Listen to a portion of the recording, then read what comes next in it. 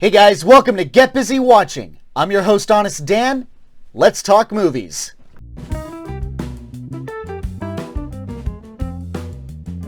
Let's talk a wee bit of history. The Old Guard is the film adaptation of the graphic novel of the same name, written back in 2017 by Greg Rucka. Sure hope I pronounced that right. And that's it. I don't know anything more beyond that. This thing doesn't even have its own Wikipedia page, so I can't compare plots to see if it's faithful or not. There usually aren't, but I'll leave it up to the fan base to let me know what the differences are. Boy, this has been worth the extra 40 seconds. Anyway, this is my honest opinion of The Old Guard.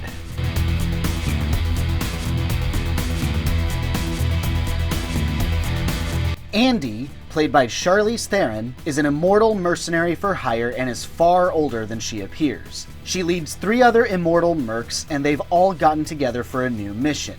Meeting up with CIA agent Copley, played by Chiwetel Ejiofor, the team is sent to rescue a group of kids from bad guys. However, upon arrival, the team discovers that there aren't any kids and walk into an ambush. Though they survive, their immortality is caught on camera by Copley and gives this information to his employer, Merrick, played by Harry Melling, the owner of a science company intent on exploiting the team's immortality and give it to the world whether they like it or not. Set on revenge to hide their identity, the team is thrown a complication when they dream of a new immortal, Niall, played by Kiki Lane, a Marine who survived her throat being slit in combat and must be recruited into their group. It's okay. Pretty dumb, but I've seen worse.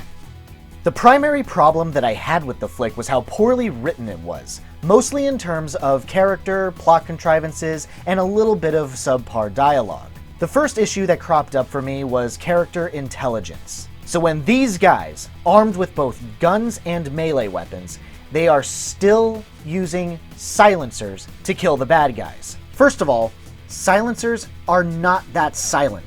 Slam your car door. They're about that loud. And this movie could have utilized that knowledge by using the melee weapons, which are significantly less noisy than a silenced firearm. I'm just gonna say it, having Niall in this movie was completely contrived. I get that when these guys find out that there's a new immortal out there, it should be taken seriously. But they're on their way toward a very personal fight against clearly well-funded and well-organized dudes. This isn't a situation to bring a stranger in on, immortal and trained or not. Besides, if she is immortal, then she'll still be immortal by the time your revenge mission is over. Stay focused and stay together.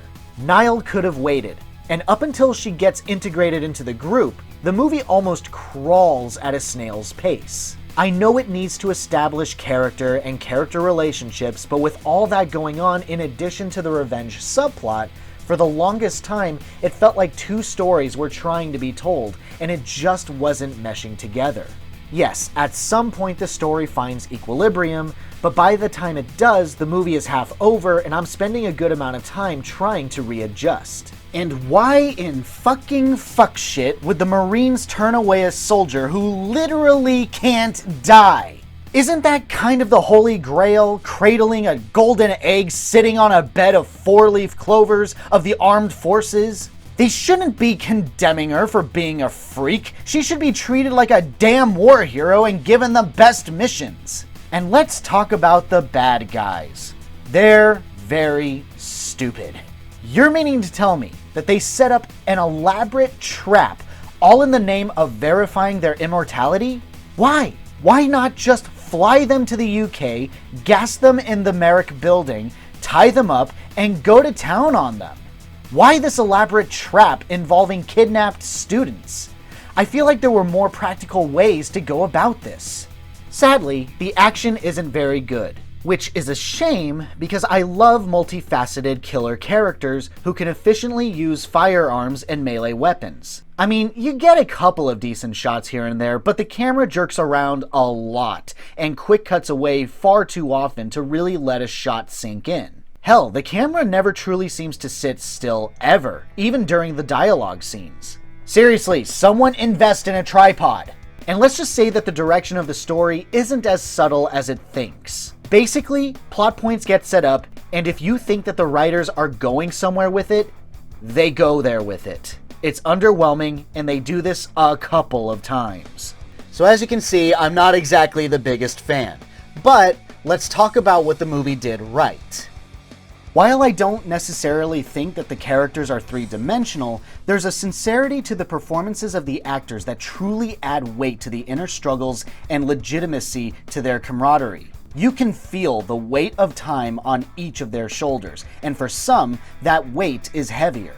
I enjoy the romance between Nikki and Joe, who seem blissfully happy with their immortality, and I enjoy that Andy is the oldest with the hardest past. True, most of it is explained through both flashbacks and narration by the other characters, but Theron's great with her expressions, and I always felt sympathy for her and respected her vulnerability.